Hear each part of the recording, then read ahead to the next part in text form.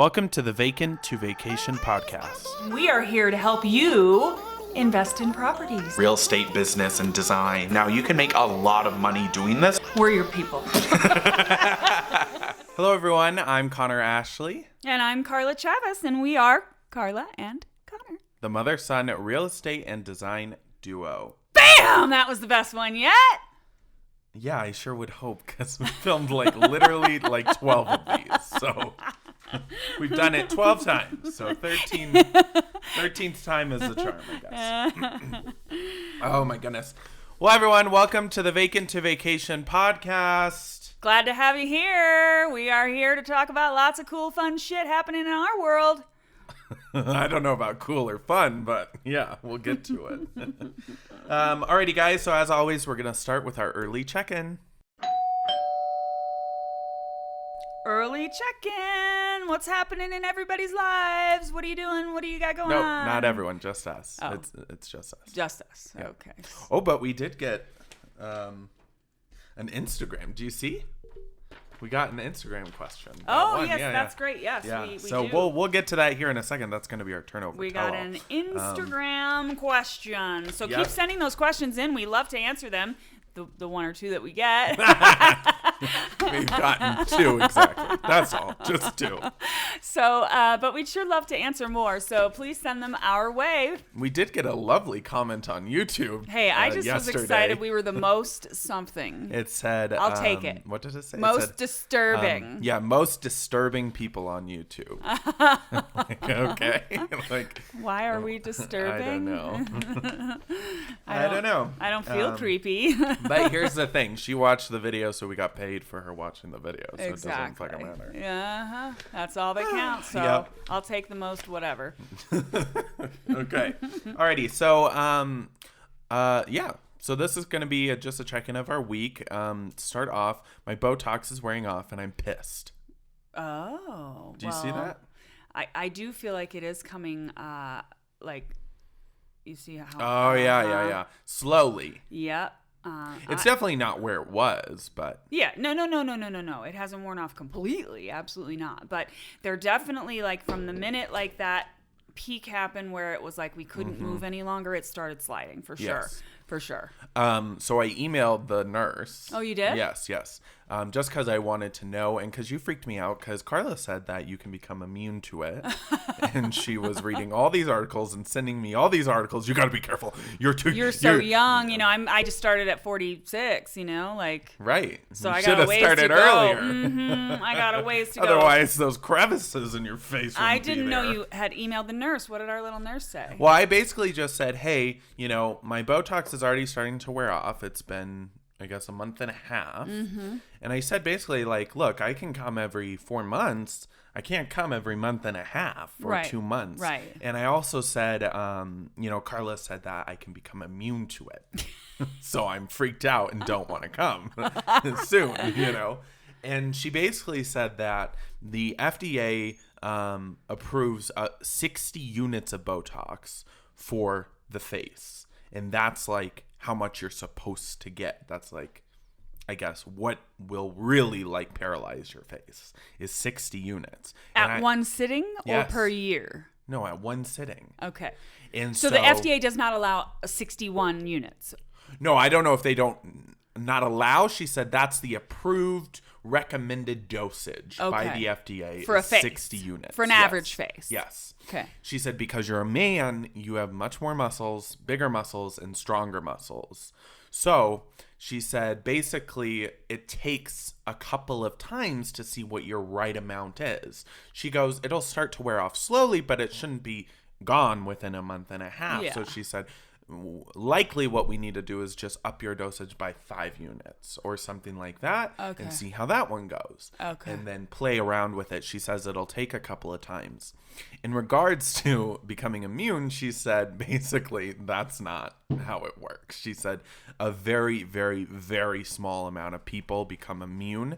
And I don't even remember. Let me see. And I guess immune might be the wrong word. It's not like as effective. tolerance. Yes. Yeah, your tolerance increases to the medication because that's what essentially it's a medication. Right.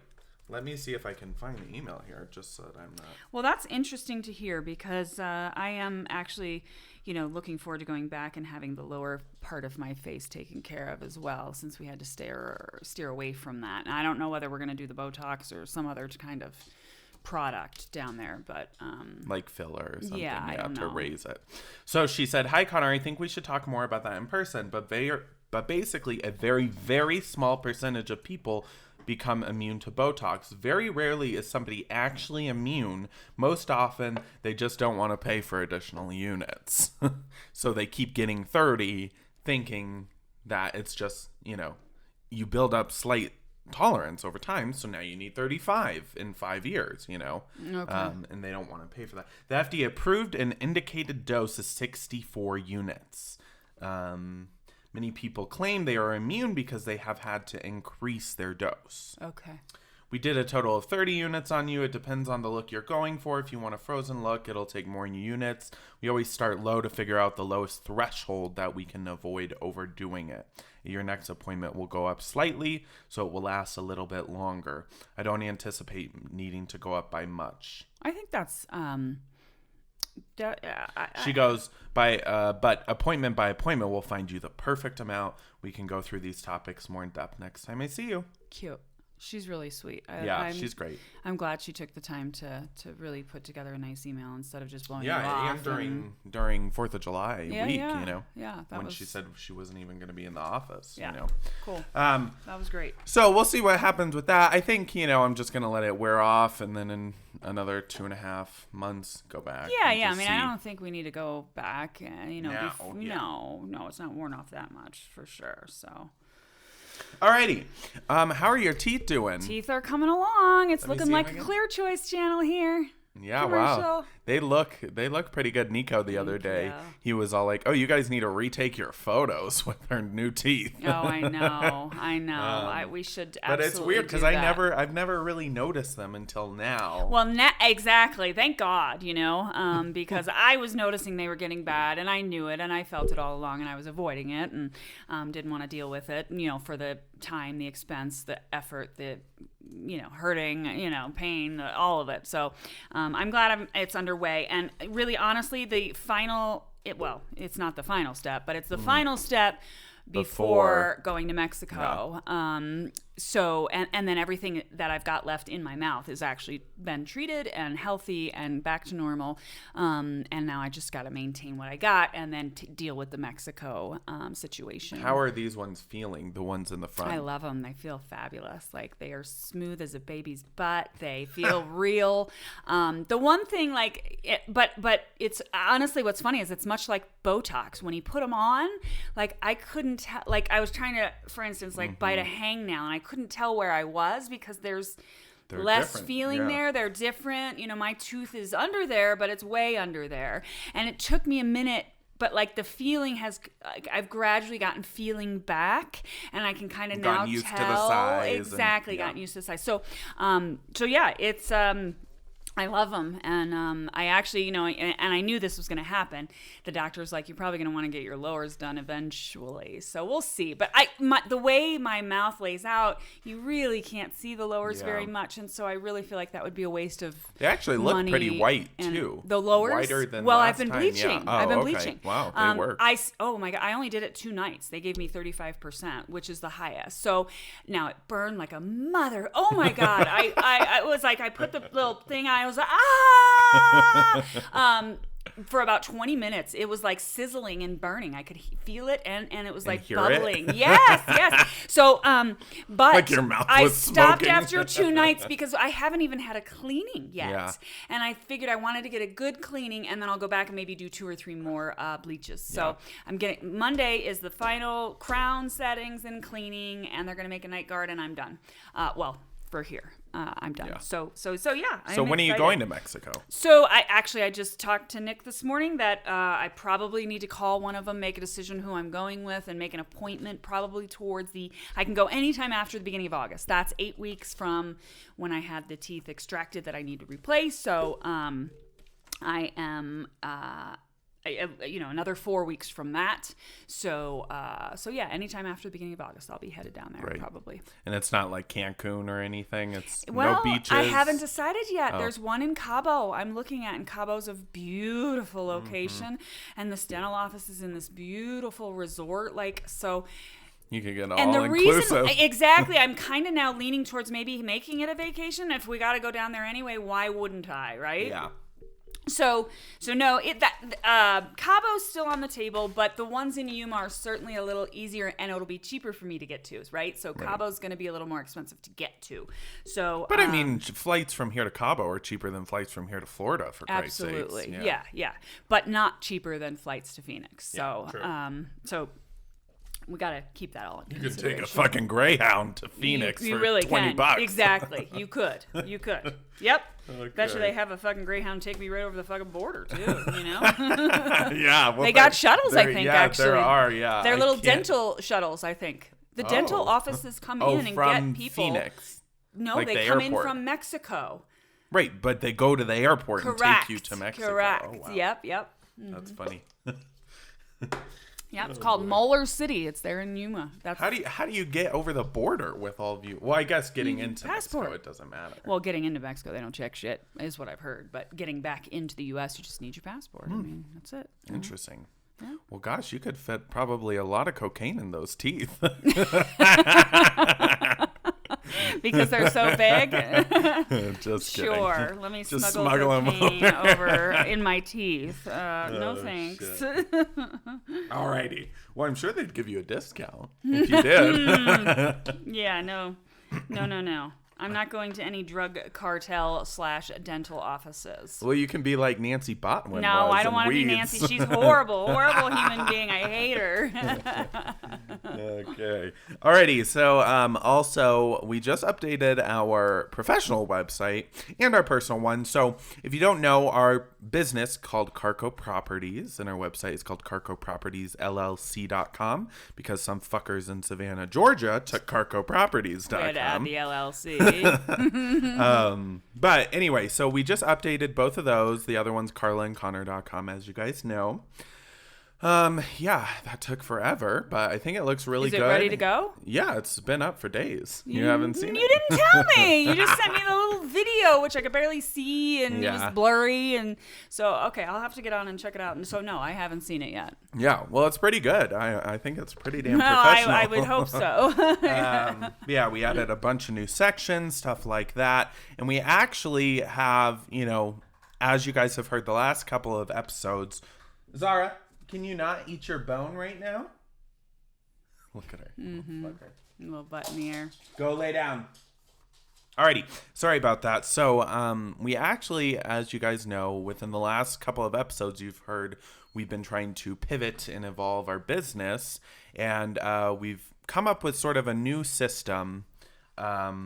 Do you want to tell them what that system is? Sure. We have needed to do some pivoting due to a number of reasons, but the regulations being the biggest thing. Basically, the fuck government's putting us out of business and making us, quote, pivot. And that's so we can stay in business. Yeah. And so we're launching a new program where we're doing, it's called Your B&B, and we are going to connect landlords and, do you want me to go into the entire thing? Yeah. Okay. Landlords and tenants together in a house, in a duplex, in a space that they can Airbnb out, where we have actually placed the primary resident into the home legally and all above board, and then we're going to teach them and support them in ways to rent out the various sections of the home, whether that be a bedroom or a lower duplex or an upper duplex or a cottage house or whatever. But that one's really exciting. Do you want to hear this from the website that I created? So the portion on our website about your B&B, it says, Carco Properties LLC has created the most innovative system in the rental industry called Your B&B. We are working to merge the world of short-term rentals and long-term rentals to create happy landlords and happy tenants. Oh, very nice. Yeah. I love that. That sounds awesome. But essentially, we just found that there is a need for people who want to short-term rent, right? There are tenants everywhere who wish that they could supplement their income or supplement their rent payments by Airbnb. But finding these properties are few and far between that they are actually allowed to do this with, or have landlord approval, or that they're set up properly. And it's a big risk. You know, there is risk involved. You're going to have to furnish it, come up with a lot of money in the beginning. So we're basically doing all that for you, and we're trying to, place tenants in great spots that they can Airbnb and run and manage an awesome Airbnb the way they want to. We are going to lightly furnish the property, and they will in turn get a discount on their rent. They'll get all the cleaning fees, and they'll get a percentage of the profits at the end of the month. Yeah, it ends up being a really good deal. And again, I think like Connor said, there's a real need for it where people want to be able to do this, but they've got other jobs, they've got other responsibilities. They don't have the time to start approaching landlords and asking themselves. And so we decided that that's a connection that we're hopeful to make. And getting an Airbnb, we've made a whole podcast about it and a whole video show about it. Getting an Airbnb going is complicated and requires support and we have tons of new videos coming up about it too, Tons of them. So we not only did we find the need that we needed to connect landlord and tenant, but the need is there to support the tenant through the Airbnb setup and management process. And I think we've got a lot of experience in that and can add a lot to the bottom line for somebody. And because of our quality standards and different things that we've learned over the past few years in doing this, our goal is to create these properties that are of a higher quality and are of a higher standard, because, I think this is where some hosts on Airbnb are slipping. Yeah. Oh, yeah. And so we're going to support the tenant that is staying there, and do quality control checks and audits and different things like that to make sure that things are being run in an appropriate manner for the guests and for the landlords, tenants, neighbors, everyone. The city, everybody. We want to make sure it's all, above board and we're following a good process there. So. And it actually works really great for the landlord, because essentially we're going to help you find a tenant for free. There's no upfront contract, no commitment, no cost to you. We do free tenant placement. So if you have a property that you're looking for a tenant, hell, what's the harm in letting us try to find a tenant for you? Exactly. Right? We if you find it first, we move on. If we find it first, we make a deal, you know? So if we find you a tenant, then what we do is we guarantee the landlord higher than market rent for a certain period contract, excuse me. Nice. Vomiting into the microphone is always helpful during our show. So we're gonna guarantee higher than market rent. We guests are run through security background checks. I think national sex offender registries. There's $1 million of property damage protection liability, and the tenants that we're providing them with are invested in their property, right? For normal tenants, it's just a place to live. Correct. That's honest truth. They don't give a shit. They're not going to clean. They're not going to, I need to take this phone call. This is Ford. Sure. Sorry. Yeah, that's all right. So, anyway, the difference is that you have invested tenants, right? Most tenants, like I said, don't give a shit. If something's leaking, they're not going to let you know until it absolutely needs to be fixed, and by then the damage is already done. If they ruin something, or if they keep it dirty, or if there's trash everywhere, those are things that normal tenants do frequently. Now, if you have a tenant that's actually invested in your property, that's not going to happen, because the condition of the property determines the discount of their rent. So if they're not maintaining this property to a, quality standard, and not keeping it clean and not keeping it tidy and not fixing all these little issues, or asking the landlord to come and fix the faucet, then they're not getting good reviews on Airbnb. They're not getting money on Airbnb. So it is an issue, I think, in the long-term rental space, is getting good tenants, and good tenants that pay rent on time. And here, we're the tenants who are paying the rent, and the tenants who are living in the property are truly, truly invested in your property, because they're making an income off of your property. So we guarantee on-time rent every single month, simply because, we're a large business, a large corporation, and we can afford to guarantee a certain amount of higher than market rent. every single month. So it's a great little system. We're currently working on it right now. The website is live. Like I said, if you guys want to check it out, it's carcopropertiesllc.com. That's CarcoProperties LLC.com. Sorry, I forgot how to spell properties there for a second. Yeah. So Carla is still on the phone. So I think I'm going to take a little break and then we're going to go into our next little bit here. All right, sorry about that, guys. We are back. So what the hell was that all about? Oh, just, Ford calling about the Ford Fiesta, which is a POS. Sorry, Ford, but... well, if they want to sponsor us and fix the damn car and send us a new one, we'd be really thrilled. Yeah, we'd be thrilled, and I'd say something nice. But right now, after 4 Ford purchases, we will no longer be a Ford customer. I'll leave it at that. Well... essentially, it's this car, and the transmission has broken, 15 times? And they fixed it 15 times? Correct. And clearly, it's still not fixed. So. Yep. It still has an issue. It was in there at 3,000 miles. It's now at 110,000 miles. The last time it was in there was in April. It's now June with the same problem. So obviously, long and short is my dealership's incompetent, obviously, and I need to go to a different one at this point. So. Yep. All right. Well, that's too bad. Sorry about that. All right. So I'm going on vacation. Life sucks for me, and Connor's going on vacation again. Well, this is one of the good things about being self-employed, but also one of the bad things. The good thing is that you can take a vacation. Whenever the fuck you want. It's just you don't get paid vacation. Well, you don't. Well, you kind of get paid vacation, what? Yeah, what I guess. The fuck are you doing? Yeah. I'm getting paid. I'm not taking out of my salary. That's true. No, the bad thing is that you work all the damn time. Right. And you don't work 9 to 5 and, have to call off for vacation. You just go on vacation. So you've sort of pre-packed those hours already. You've already worked them. Yes. So it doesn't really matter. Yeah. Where are you going? Yeah, so I'm going to Vegas. Oh, Vegas. Again. Yes. Always so fun. What are the dates of that, by the way? The 16th through the 19th. 16th through the 19th. So now you'll know where Connor is. Everyone can go say hello in Vegas. All of our 2 listeners. Yeah.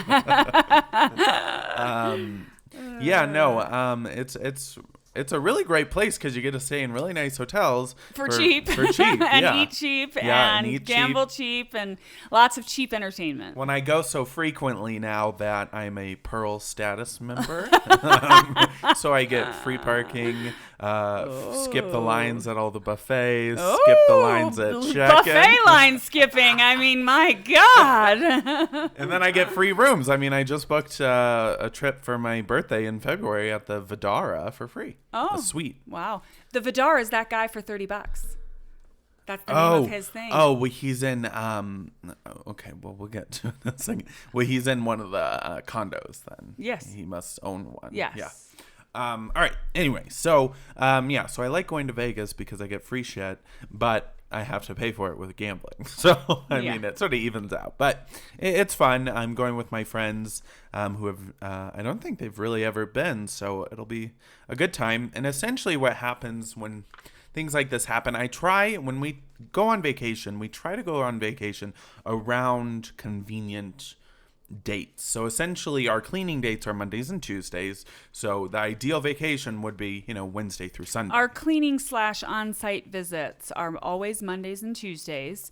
Always Mondays and Tuesdays, but sometimes other days too. So you try and stay away from Mondays and Tuesdays as you plan your life around your business for sure. Yeah.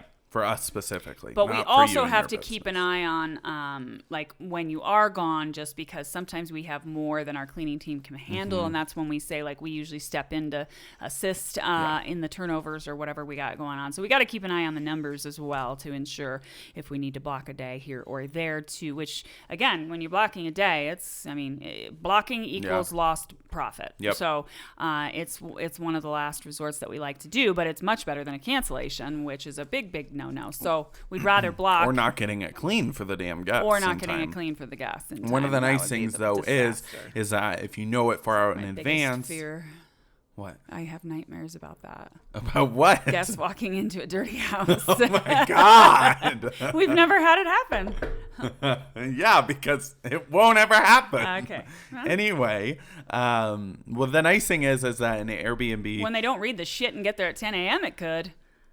Oh, well, yeah. I had a guest walk in on me once at 10 a.m. I was cleaning. Yeah, well. Should have fucking read. Yep. Okay, sorry. Go ahead. Anyway, far out in advance through Airbnb and all of our systems, we can actually choose what days we're going to allow checkouts, what days we're going to allow check-ins and minimum stays. So if I do it far out enough in advance, then I can sort of package it so that when we're gone on vacation, nobody's checking out, or the reservations fall in such a way that it Yes. makes it a lighter day. And again, that would be even preferable over blocking something, because blocking is one of the least things we like to do. So, because it's lost money. But again, if we can juggle it to where maybe throw in a 2-night minimum somewhere, or Right. so they're checking out on that other day, then that's helpful. That's a really good tip. yeah. So it'll Good. be fun. It'll Yeah. be Should be be fun. a fun time for You sure. shouldn't go on vacation. I need to go on vacation, but I put all my vacation money in my mouth. Oh yeah, well, Yeah, that's too bad. So Teeth or vacation. And my so. next yeah, if vacation I spent on will my be- vacation what you spent on your teeth, I wouldn't be going to Vegas. Well, we were going to go to Hawaii with it, and then right. instead it went into my mouth. Yeah, so Yeah. that's too bad. So that's why we're gonna Brush be, your teeth, kids. Yes, brush your and floss. We're going to be taking a vacation to Yuma. Mexico, and get Yuma, kidnapped by the Arizona. cartel. Exactly, right over the border in Los Algodones is called Molar City. All right. Well, I think we'll pass on that trip. Okay. But So we're getting new blinds at Whimsical. Yes? Yes. That was sort of a tough transition, huh? Yeah. I mean, come on. Oh God. That was not the smoothest of transitions, but like we say to the Mexican cartel in Yuma, Arizona, we're getting new blinds here in Colorado. There's no connection there, but anyway. We are getting, basically, somebody who was unpackaging the new blinds at this unit that we have. We didn't put these blinds in. They must have, as they were cutting open the packaging, they snipped Sliced a few of the the blinds, yeah. vertical blinds. And so they don't, and then they tried to duct tape them, and the duct tape doesn't stay, and they droop and they fall, and we've had a few, no, I wouldn't say complaints, but just mentionings mentions, yeah. like, hey, lack of privacy because of those, fucked up lines. And so, Which is understandable. yeah. So we just had to go to measure, and blinds are actually not as expensive as I thought they were. No. At least the ones you found. Well, I mean, again, we're not getting fancy like, plantation shutters or even Right. plantation style 2-inch blinds. We're getting the 1-inch vinyl, cordless blinds, period. But they do the trick, right? They give you privacy. They block out sunlight, and you can open them, you can close them. It's just a really inexpensive way of covering a window and Yeah. making it look a little better to offer some privacy. So we actually will be, we should do that here in the next couple of days. I've got the measurements in my phone. And I mean, the blinds, where do you get them from? Home Depot? Yep. Either Home Depot or even Walmart. The problem is Walmart, you got to take what you can get. So measure what's there is what's measured at Walmart. At Home Depot, they can actually cut them. So if For you? correct. So you buy let's say you needed 55 inches, right? And the one on the shelf was either 42, which would be too small, or Right. 58. Then you go for the 58 and tell them, hey, I need, to cut 3 inches off. And they cut it for free? Yep. Oh. Yep. Yeah. As long as you buy the blinds there, they cut the blinds for free. Now, once they've cut, though, you can't bring it back. Right. So you got to be sure you're, measure twice, cut once kind of thing. So, Well, great. Well, there you go. I think we're only replacing 3, right? 3 blinds? I'd like them all replaced because then I want them all to match. And this is the reason why we're broke. This is the reason why we're sitting here doing this fucking podcast. Well, trying we to also make some have to have goddamn some money. quality standards. And look, if we can find the absolute identical looking ones, fine. But I think that we're going to be hard pressed. And again, they're probably $5 to $6 a piece. So we need, 5 of them. That's $20. Give me a break. Or $50. Excuse me. Math was never my forte. 5 times 20 is $100. No. 5 times 5. They're $5 each? About $5 or $6 each, yeah. You said they were I said 10 to to tell 20. Brett no more than 20 apiece. Okay, well, I So told him I'm I told him hoping- 20 apiece, so. I'm hoping it's closer to, again, it depends on the size. I didn't know the size. So Okay. I'm going to guess between 5 and 12. Right. Okay. Right in so, there. Per. all right. So it's going to be $50. Now, $50 times that by 8 properties, times that by 30 days, not asking times that to by do 8 I know. properties. I'm just saying this is how things add up, people. Mm-hmm. Math wasn't your forte, clearly, and if you were doing the books, there would be no books Yes. to do because there I'd would have be spent no it all. business. Gotcha. Alrighty. Oh my God. All right. So I got a gym membership to Planet Fitness. I'm excited for you. Have you gone yet? Yes, I go. Oh, good. Yeah. That's right. I'm glad to hear that because usually everybody gets gym memberships and then never goes. Well, and just pays their little $40 a month. You're and gonna love for this nothing. because the reason I got it was because they have what's called a Planet Fitness Black Card, Okay. and it's $22 a month. I almost don't want to tell people because it's such a good deal, and I think that people don't know about Well, it. why don't we not say Planet Fitness because they could give us money? Planet Fitness isn't going to sponsor us. I'm fat as fuck and you're old as fuck. So it's not going to work out. All right. Anyway, I just don't want to tell people because I don't want now everyone swarming to Planet Fitness. Do they have them everywhere? Do I have one up by me? I mean, I don't know. I mean, they're everywhere. Yes, they're everywhere. Okay. And There's so one. $22 for this black card. And the You black get card gets you. massages? Yeah. The black card gets you, well, kinda. All right. Let me explain, for Christ's sakes. So the normal membership is like $10 a month, and you get access to the whole gym. And it's actually a really nice gym, whatever. State-of-the-art equipment, It's not blah, blah, lifetime, blah. whatever, fitness. But, it's great. There's get all the showers, equipment, there's what you lockers, need. there's everything you need. It's clean. They do personal training, I think, for free. So you sit down with a trainer, and he does With your whole, $10? Mm-hmm. He does a Okay. whole program for you and then sort of leaves you to it. Sure. But he does weekly classes where you can see him. Okay. And then Monday nights is pizza night, so they have pizza. That sounds healthy. And I think So now we know why Connor joined the black card. Thursday mornings, they have bagels. Oh, bagels and pizza. I can't then- believe how healthy Planet Fitness is. At the front desk, they have Tootsie Rolls. Right. No, I'm not joking. I'm not joking. That's because they'll get your $22 forever because they're going to fatten you up. No, but the black card, if you get the black card, you get all that stuff and you get access to the black card spa. Okay, Now so that's $12 more a month. Correct. $21, $22 a month. Okay. And they have hydro massage loungers. Like a hot black guy back there to massage me. No, That's why hydro. it's called the black card. No. I'll take it. I'm in. No. They have hydro massage lounge chairs. So essentially what that is it's a water massage. No, listen. And it's really great and it's all customizable. Sounds a little It's really great. lame. Then they have hydro massage beds that you can lay down and get in the bed and they hydro massage your body. Okay. Then they have deep tissue massage chairs. Okay. Then they have what's called a total body enhancement machine, and they have 2 of these. Okay. Now, if you don't know what this is, it's red light therapy. Do you know what red light therapy is? No. It's this new thing that all the celebrities are doing. Is that like CBD oil? No, it's like, it looks like a tanning bed, Okay. a stand-up tanning bed. So you get in, but it's red light Okay. therapy. It's not UV. It doesn't emit UV or anything like that. So but, they say. But the red light counteracts like the blue light from our phone. Okay. Right?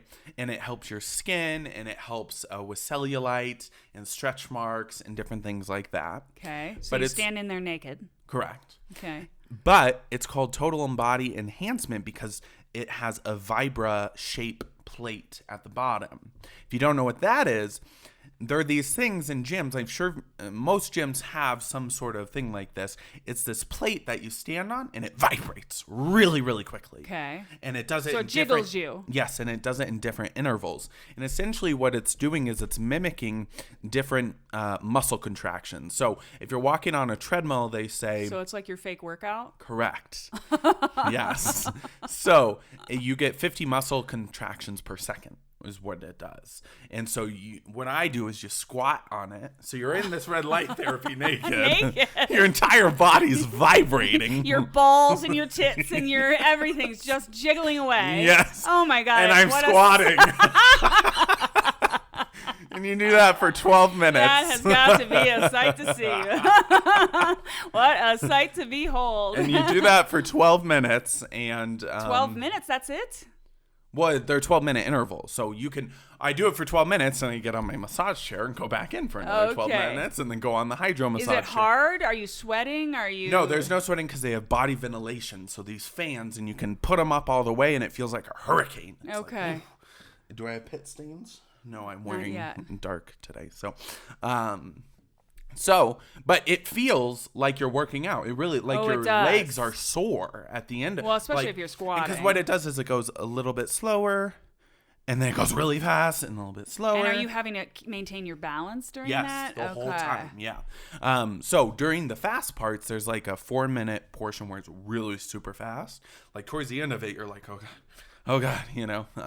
But yeah, so, and they have tanning beds. So they have like 10 tanning beds. So basically you don't actually work out. You just go there and do that for $12. So I've been about 10 times and haven't touched the gym area. Only been in the black card spa. Just the pizza, the bagels, and the back spa.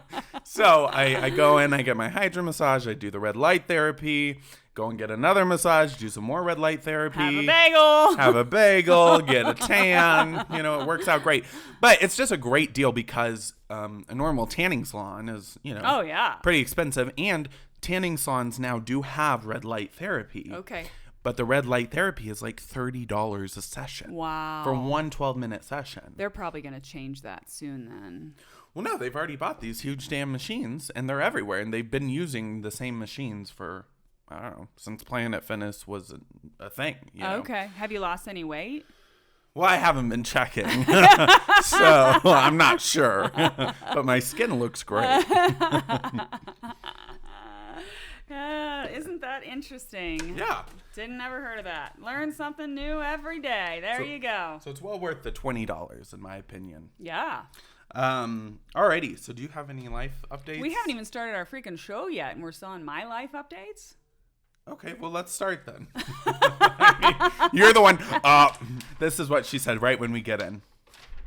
This is going to be a stretch for an hour. I go, I don't think so. Well, I feel like, well, who would have thought we could talk about ourselves for a few hours? All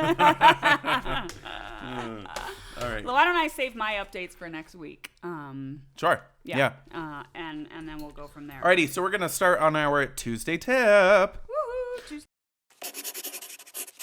tip time. So today's Tuesday tip, what we're doing is we're talking about the difference between short-term rentals, corporate rentals, and long-term rentals. We're going to talk about some of the benefits, the pros and cons of each. That is, oftentimes they're confused between what's what and how you get one, what it means, how you go about it. There's some consistencies between some, and there's some inconsistencies between some. So we're going to sit down and kind of talk that through for you, so everybody understands whether you're looking for one, or whether you're looking to do one, or whether you're looking to rent one. You'll be able to figure it out here today with us. All right, so take it away. Short-term rentals. All right, so a short-term rental is generally somebody who is needing accommodations for a very, quote, short period of time, usually under 30 days.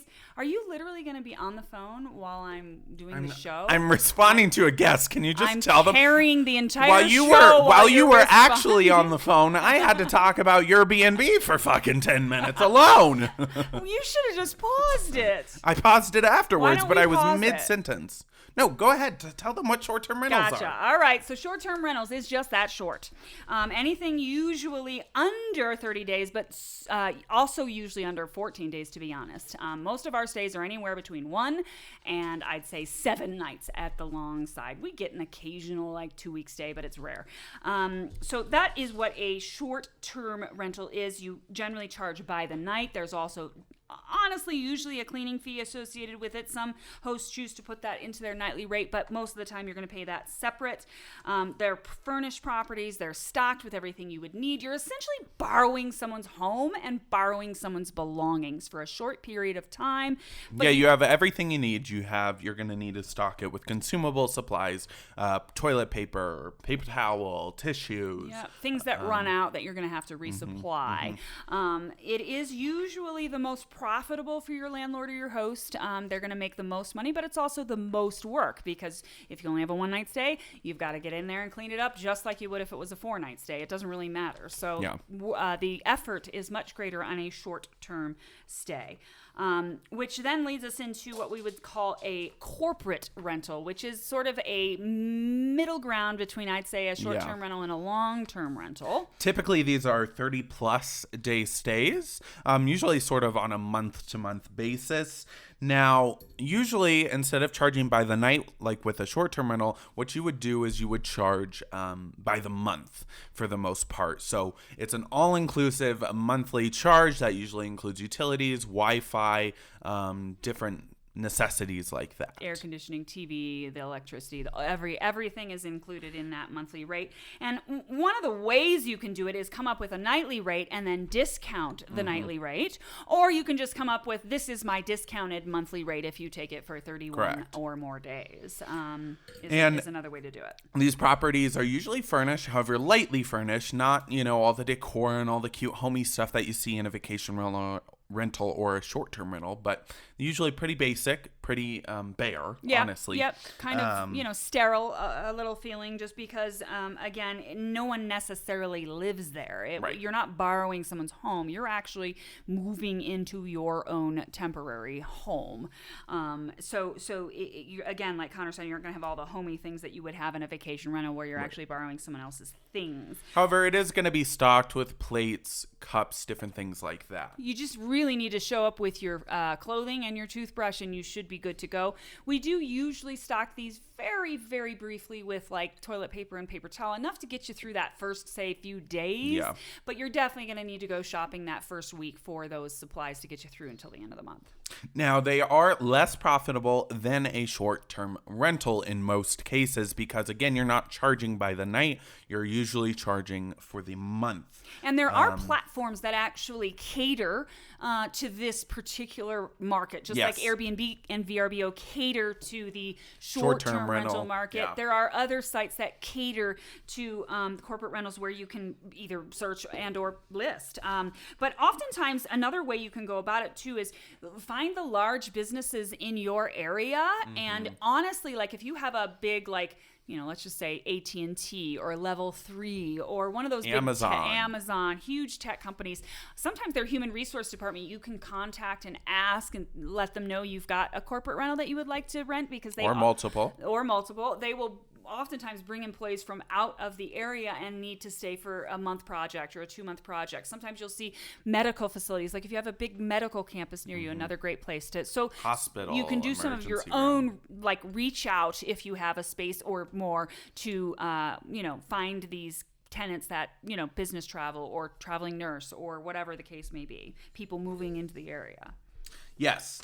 Now, again, with these, you won't make as much money. However, it is a decent amount of work, but not nearly as much work as I would say a short-term rental is because you're not doing weekly turnovers or daily turnovers. The bulk of the work is going to be up front to get the tenants in, and then once they're in, you're good for at least 30 days. Yeah, exactly. For at least 30 days. And, a lot of times, too, part of the reason why corporate rentals is the, quote, in-between baby of short-term rentals and long-term rentals is because people are also looking for flexibility. They're not in a position to sign a 12-month lease, but they don't know quite how many months they need. And a lot of times, you're really losing out on some of the market if you're forcing those people to go elsewhere. Like we did a showing yesterday on one of our corporate rentals that the kid said, I can't find any. Like they want me to sign a 6 or 12 month lease, even though they're furnished. And he's like, and I can't commit to that right now because this project is getting ready to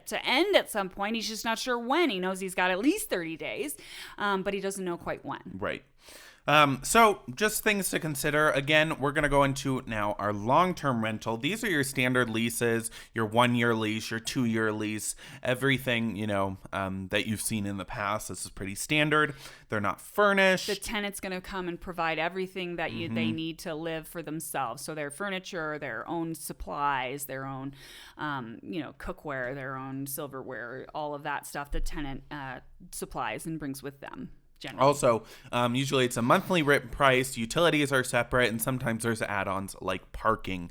Again, it's much less profitable than even a corporate rental and significantly less than a short-term rental. Right. Also, however, significantly less work because Correct. Once you've placed that tenant, as long as they're paying their rent, really there's not a whole lot for you to do aside from react when the tenant calls with an issue. If they say there's a leaky faucet. You're set for a year. Yeah. In theory. In theory, that's the truth. So you're going to see less profit, but you're also, if you own the property, you're going to be seeing equity grow while that person's paying your mortgage. So we say you're going to see less profit like it's a bad thing. You're going to see less profit than short-term rental, but if you own the home, you're also looking getting at this equity, as an investment. And you can use your a home as a short-term rental and a corporate rental as well, and you'll still be growing your equity. But just remember, a long-term rental is still the way to go. If you don't have any other options. Right. And if you don't have the manpower or don't have the energy or you've got another full-time job, absolutely long-term, you got to figure out what your goals are for yourself and your property to figure out what direction makes the most sense for you. Just get started, really. Get started early real estate investing and then figure it out for as you go. Yep. So, alrighty, now we're going to do our turnover tell-all. Turnover tell-all. We got a question. Alrighty, one of so... two. Yes, Yay! one of two. Thank you, Nicole from Instagram. Yes, Nicole. So this is the one that you actually meant that I sent to you. Yep. But so this is what she said. I'm not going to put her Instagram handle because I didn't ask her, but her name is Nicole and she's on Instagram. She said, "Hey there, I love your Instagram and videos." Well, thanks so much, Nicole. Thanks, Nicole. I have been looking through your website and I am really impressed. Well, thank you. Carla has nothing to do with that, so I knew that was coming. She goes, I have a question. All of you did too. What do you guys think of out-of-state properties? For example, an apartment in Chicago when living in Washington. Thanks a lot. So how do you manage an out-of-state property? And can it be done, really? Yeah, that's a really good question. And again, I think the first step for anybody is to figure out those goals. The goals for yourself, the goals for your property, what kind of time you've got, what kind of resources you've got.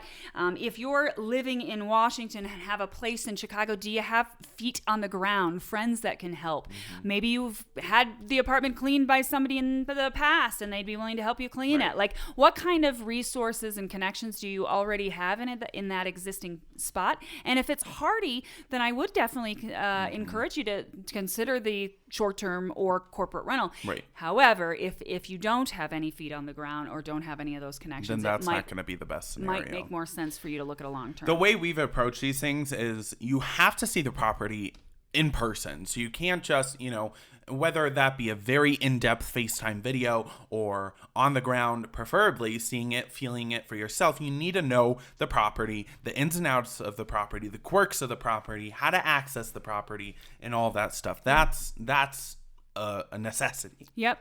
And the neighborhood, the feel of the neighborhood, not just the property itself, the surrounding areas, what's nearby, what's not, how close is it to public transportation. There's lots of things you need to know about this property to make a decision as to which direction you're going to take. If this property is furnished, make sure you do a walkthrough and, with whoever's property it is, whether it's yours or a family friend or a client, and make sure they remove those personal and valuable items. And this is something you can talk with them over the phone about.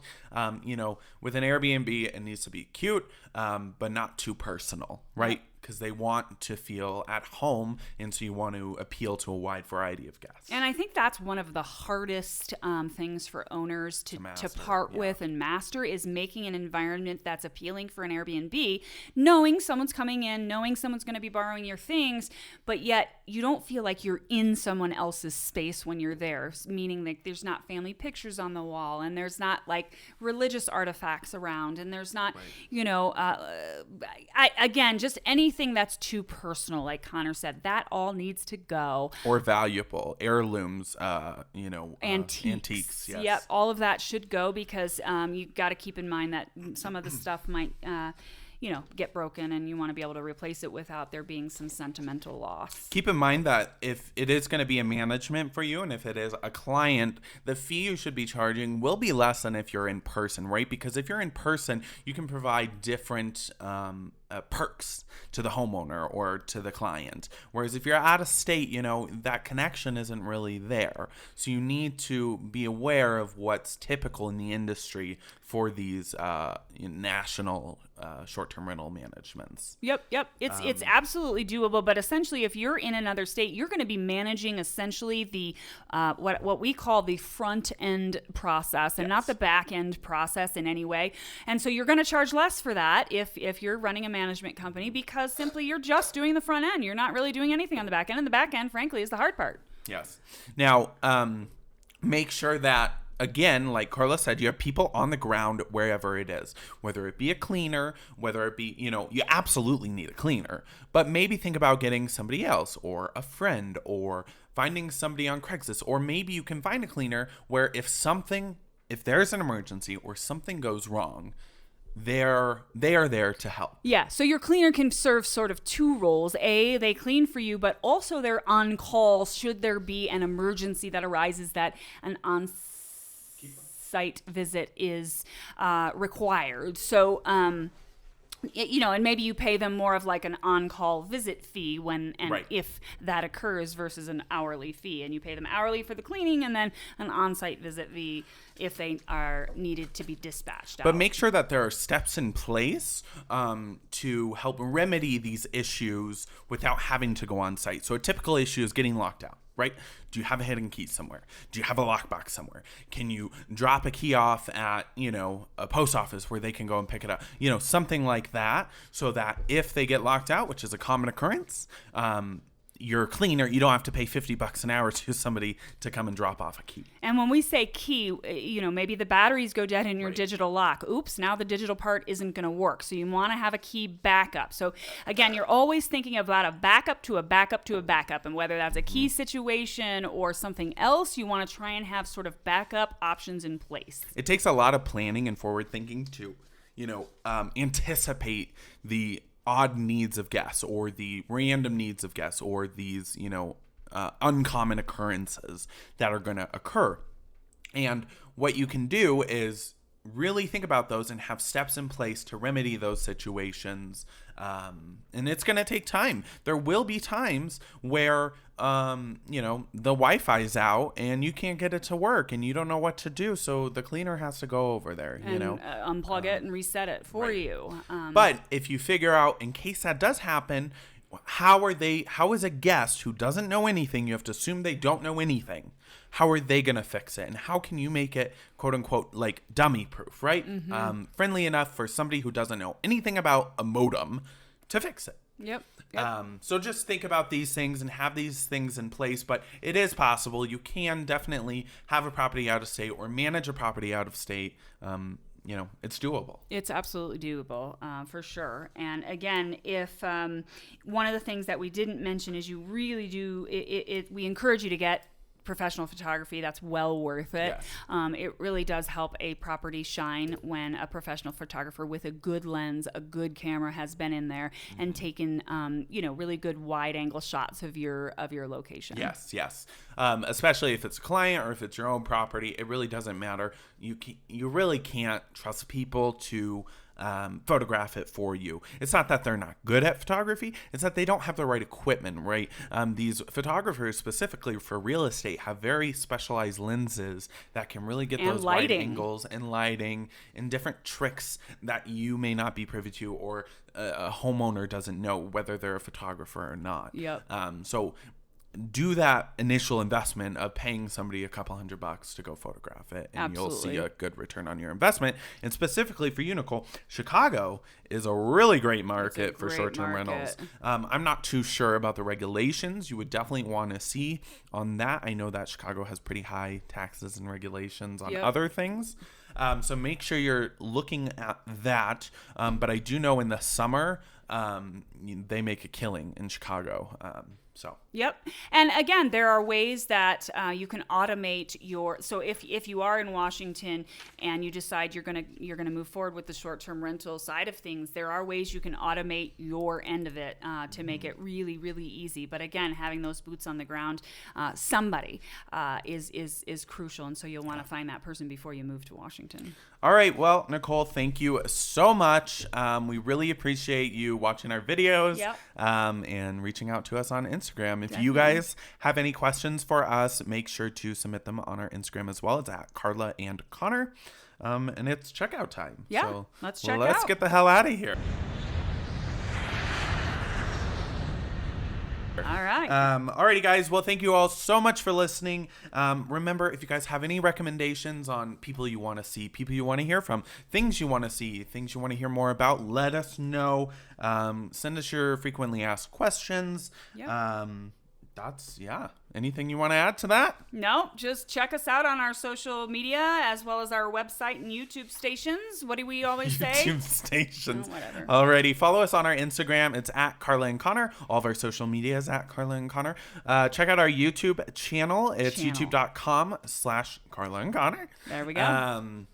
And make sure, if you are listening to this podcast on Apple Podcasts, then that's great. On SoundCloud, that's great. On YouTube, that's great. It's available on all of those platforms. So make sure you comment, like the video, leave us a review, all that stuff. Like and smash.